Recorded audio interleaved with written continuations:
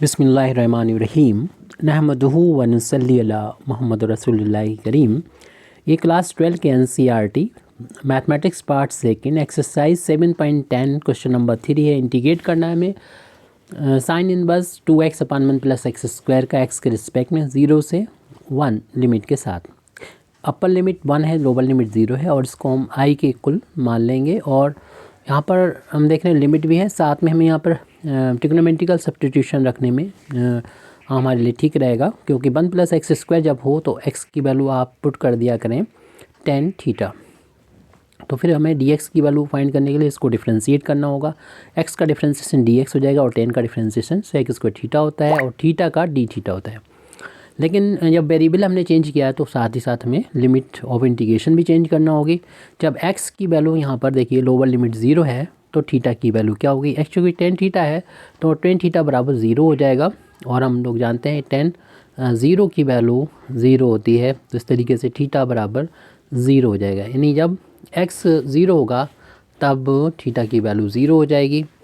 अब बहन x की जो वैल्यू 1 के इक्वल होगी, यानी यहाँ पर जो अपर लिमिट है 1 के इक्वल होगी तो तो x की वैल्यू जो कि tan थीटा के इक्वल है और हम जानते हैं कि 1 tan π/4 के बराबर होता है, तो थीटा की वैल्यू यानी π/4 के इक्वल हो जाएगी। लोअर लिमिट 0 है, अपर लिमिट π/4 है, तो इस तरीके से i जो होगा उसकी वैल्यू हो जाएगी इंटीग्रेशन। लिमिट अब चेंज हो जाएगी क्योंकि पहले यहाँ पर x की ये लिमिट थी, अब हम वेरिएबल चेंज कर रहे हैं तो लिमिट थीटा की हो जाएगी। लोअर लिमिट 0 आई थी, अपर लिमिट π/4 आई थी। साइन इनवर्स लिख दीजिए और यहाँ पर x की जगह पर बस रखना है 2 tan थीटा रखना है, तो 2 लिखने के बाद x यहाँ पर tan थीटा रख देंगे अपान में 1 प्लस x यहाँ पर tan थीटा लिख दी, लेकिन इसका स्क्वायर है तो tan स्क्वायर थीटा हो जाएगा। और dx की वैल्यू यहाँ पर हमने फाइंड की थी वो भी नोट करेंगे, sec square theta into D theta, ये न्यूमरेटर में है ये डिनोमिनेटर में है। तो 1 प्लस हम लोग जानते हैं कि या हम टोटल वैल्यू हम देखें कि 2 tan theta upon 1 plus tan square theta, ये फार्मूला यानी आइडेंटिटी है होती है, हमें याद होने चाहिए। तो इस ये साइन 2 थीटा की वैल्यू हो जाएगी, क्योंकि हम लोगों को अच्छी तरीके से हम लोग जानते हैं कि साइन 2a की tan की फार्म में आइडेंटिटी होती है 2 tan a upon 1 plus tan square है। जब यहाँ पर प्लस का साइन होता है तब साइन 2a आता है, वहाँ पर थीटा है तो थीटा हो जाएगा। तो इस तरीके से i की वैल्यू हो जाएगी लिमिट 0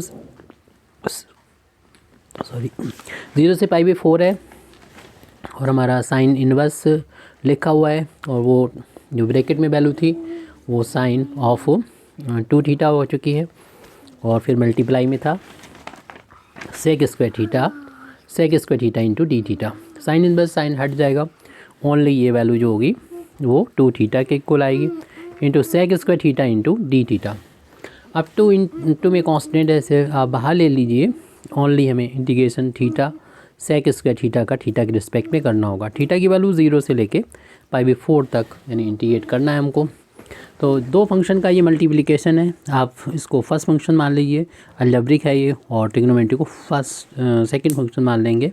जिसका इंटीग्रेशन मालूम होता है उससे सेकंड फंक्शन मानते हैं और फर्स्ट फंक्शन उसे मानते हैं जिसका डिफ्रेंशिएशन 1-2 बार में 0 हो जाता है। जैसे कि हम थीटा का डिफ्रेंशिएशन करेंगे तो कॉस थीटा के रिस्पेक्ट में तो 1 आ जाएगा और 1 का डिफ्रेंशिएशन 0 हो जाएगा। तो इस तरीके से मैं फर्स्ट सेकंड मानते हुए इस फार्मूले का यूज़ करेंगे। 2 फंक्शन के मल्टीप्लिकेशन का इंटीग्रेशन होता है, फर्स्ट फंक्शन वैसा ही सेकंड फंक्शन का इंटीग्रेशन माइनस डिफ्रेंशिएशन करते हैं फर्स्ट फंक्शन का और इंटीग्रेशन सेकंड फंक्शन का करते हैं और दोनों के मल्टीप्लिकेशन का कर देते हैं, इंटीग्रेशन कर देते हैं। तो इस फार्मूले का हम लोग यूज़ करेंगे। यहाँ पर ये फर्स्ट फंक्शन है और ये इसको हमने सेकेंड फंक्शन से डिनोट किया है। तो आई की वैल्यू हमारी आ जाएगी 2 बाहर रखते हुए, फर्स्ट फंक्शन यानी थीटा को वैसे लिखेंगे और सेकंड फंक्शन जो है यानी sec स्क्वायर थीटा का इंटीग्रेशन करना होगा माइनस फर्स्ट फंक्शन का यानी जो कि थीटा है, थीटा के रिस्पेक्ट में डिफ्रेंशिएशन, और सेकंड फंक्शन का जो कि sec स्क्वायर थीटा उसका इंटीग्रेशन, और इन दोनों का जो मल्टीप्लिकेशन आएगा उसका इंटीग्रेशन। अब इंटीग्रेशन की जो लिमिट है वो 0 से π/4 है, तो आप चाहें तो ब्रैकेट लगा के इसमें 0 से π/4, 0 से π/4 यहाँ पर लगा सकते हैं, या टोटल इंटीग्रेशन करने के बाद 0 से π/4 यहाँ पर भी लिमिट अप्लाई की जा सकती है, लेकिन फिर आपको होल वैल्यू को इंटीग्रेशन ब्रैकेट में बंद करना होगा। नहीं तो आप इससे ब्रैकेट में बंद करके 0 से π/4 और फिर माइनस के बाद इसकी 0 से π/4 यहाँ पर भी अप्लाई कर सकते हैं। दो तरीके से इसे कर सकते हैं। तो इस सवाल में हम इस तरीके से कर रहे हैं। Theta into sec square theta का इंटीग्रेशन होता है टेन थीटा माइनस, और थीटा के रिस्पेक्ट में डिफ्रेंसिएशन 1 होता है। सेक स्क्वायर का इंटीग्रेशन हम लोग जानते हैं टेन थीटा होता है, और फिर थीटा के इन दोनों को मल्टीप्लिकेशन का थीटा के रिस्पेक्ट में इंटीग्रेट कर देंगे हम। 0 से π/4 यहाँ पर लिमिट है, अपर लिमिट π/4 है, लोअर लिमिट 0 है। 2 into theta into tan theta, अब हम यहाँ पर इसका इंटीग्रेशन बाकी है। ये 1 इंटू टेन थीटा हो जाएगा, और टेन थीटा का इंटीग्रेशन अगर हम कॉस की फार्म में लिखें तो minus log of cos theta जो कि मॉडुलस में होता है इसके बराबर हो जाएगा, और लिमिट से 0 से π/4, ये थीटा की लिमिट है, थीटा की वैल्यू है। अब हम पूरे इसमें पहले हम इस ब्रैकेट को ओपन करेंगे, माइनस माइनस प्लस हो जाएगा, 2 थीटा टेन थीटा और माइनस माइनस ये प्लस हो जाएगा, लॉग ऑफ कॉस थीटा, और ये लिमिट इसकी 0 से π/4। अब पूरे इसमें हम अपर लिमिट पहले लिखेंगे, फिर माइनस लोअर लिमिट। तो अगले पेज पर हम लिख रहे हैं ये आई की वैल्यू है, और 2 ब्रैकेट के बाहर है अपर लिमिट, यानी जहाँ पर भी हमको नज़र आएगा थीटा वहाँ पर π/4 लिखना है, 10 π/4। जहाँ पर थीटा मिला हमें π/4 रख दिया फर्स्ट टर्म में, और सेकंड टर्म है log of modulus of cos theta, और थीटा यहाँ पर π/4 रख देंगे। ये तो हो गई अपर लिमिट। फिर उसके बाद लोअर लिमिट के लिए जहाँ पर भी एक थीटा मिलेगा वहाँ पर हम 0 यहाँ पर रख देंगे। तो 0 इंटू 10 0 हो जाएगा, और प्लस का log of modulus cos 0 bracket close, और ये स्क्वायर ब्रैकेट था उसको भी क्लोज कर दें कर्ली ब्रैकेट के बाद, इजिकल टू 2 इंटू π/4 इंटू 1045 की वैल्यू 1 के इक्वल आ जाएगी, और प्लस का लॉग ऑफ कॉस π/4 की वैल्यू हम लोग जानते हैं 1/√2 के इक्वल होती है, और इसमें आप कर्ली ब्रैकेट को यहाँ पर 1 कर दीजिए, माइनस 0 का, वैसे तो 10 0 की वैल्यू भी 0 होती है, और 0 इंटू 0 0 हो जाएगा, प्लस और कॉस 0 की वैल्यू 1 होती है, तो लॉग ऑफ कॉस 0 की वैल्यू 1 होती है। स्क्वायर ब्रैकेट क्लोज, 2 π/4 इंटू 1 π/4 के इक्वल हो जाएगा, प्लस आपको मालूम है ये वैल्यू हमें पॉजिटिव वाली लेना है, तो मॉड हटा दीजिए, मॉड इसको पॉजिटिव बनाने के लिए था, तो पॉजिटिव 1/2, हालांकि इसकी वैल्यू प्लस माइनस होती है, लेकिन आपने सिर्फ प्लस की वैल्यू ली है 1/2।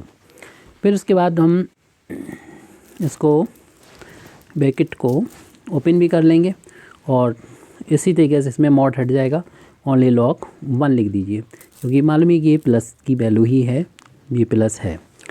2 π/4 और प्लस इसमें लॉग m/n का फार्मूला लगा देंगे, यानी जो न्यूमरेटर में है उसे प्लस में लिखेंगे, और जो डिनोमिनेटर में है उसको माइनस में लिख देंगे, और लॉग 1 की वैल्यू किसी भी बेस पे 0 होती है। यहाँ पर बेस नहीं लिखा तो आपको मालूम है बेस ई होता है। उसके बाद एक स्टेप में हम लोग लॉग 1 की वैल्यू अभी लिखी थी 0 के बराबर, फिर दोबारा से इसे 0 रख देंगे, माइनस लॉग ऑफ, इसे 2 से रूट हटाएंगे तो उसकी पावर 1/2 आ जाएगी, आपको मालूम ही है, और जो पावर होती है लॉग में आगे मल्टीप्लाई कर जाती है, ये भी आइडेंटिटी का यूज़ कर रहे हैं। π/4 माइनस 1/2 आगे जाएगा, इंटू लॉग 2 हो जाएगा। ब्रैकेट ओपन करेंगे, 2 का अंदर मल्टीप्लिकेशन करेंगे, 2 इंटू π/4 और माइनस 2 इंटू 1/2 लॉग 2, 2 से 2 ये कैंसिल हो जाएगा, ऐसे ही 4 भी 2 से कैंसिल होके ये π/2 बचेगा यहाँ पर, और माइनस का आ जाएगा log 2। इस तरीके से अपनी ये प्रॉब्लम कंप्लीट होती है। Thank you very much Indeed for listening me, व आखिर दावाना अल्हम्दुलिल्लाहि रब्बिल आलमीन।